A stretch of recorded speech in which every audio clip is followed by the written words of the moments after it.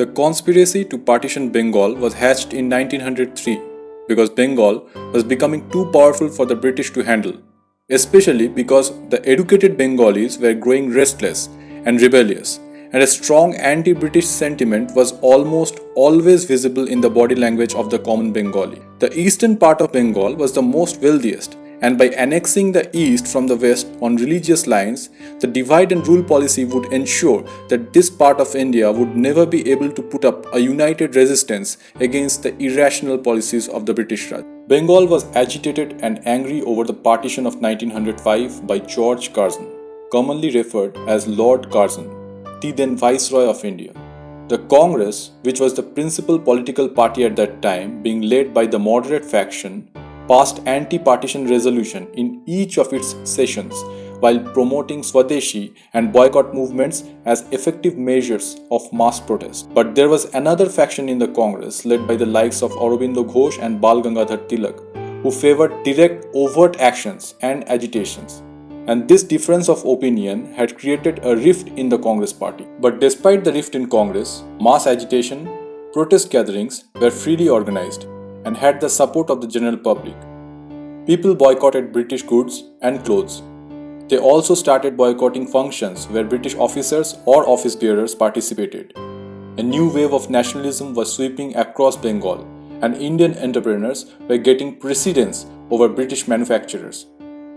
At first, the British government did not take it seriously, but there was a grave determination among the masses, and with the joining of Maharajas, landlords, British title holders, educationists, students, physicians, and other eminent members of the society, it became a real challenge for the British Raj. The big jolt that changed the British attitude towards this mass movement came in the form of the massive protest meeting of Town Hall in Calcutta on 7th August 1905. The meeting was so big that the crowd overflowed 3 times the size of the town hall, and 3 separate speakers presided over the meeting in different sections of the crowd.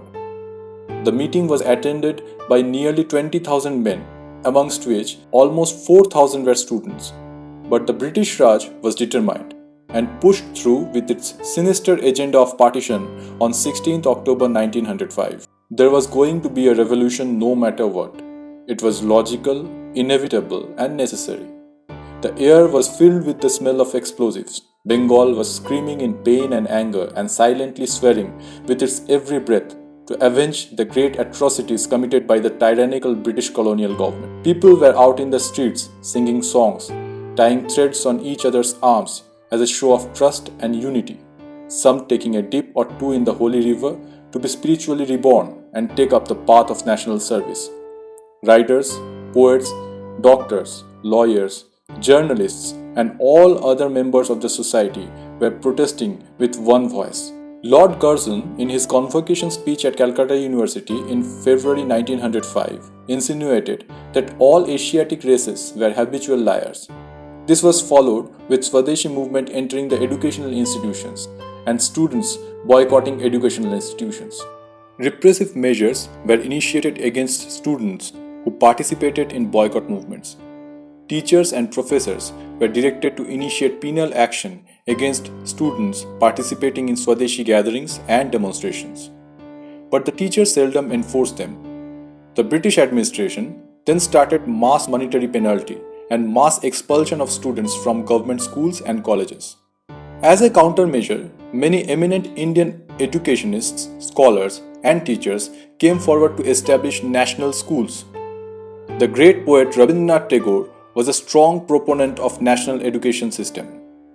Later, on 1st March 1906, National Council of Education was established with a governing body of 13 eminent personalities. The leaders of the nationalist and revolutionary movement gave immense importance on transforming the education system.